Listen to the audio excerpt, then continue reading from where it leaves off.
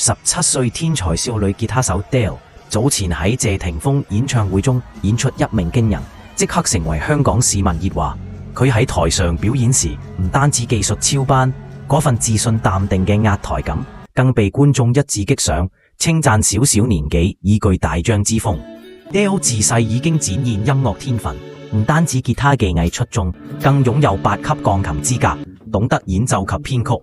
師承本地知名唱作歌手范志謙，由於名師指點，加上自身天賦，學藝期間已經有機會為 Tyson Yoshi、Lolly Talk 等新晉歌手擔任演唱會吉他手，更曾經與黃湘俊、Jason Quay 等頂級音樂人合作過。除咗音樂， Dale 都好中意運動，特別係踢足球。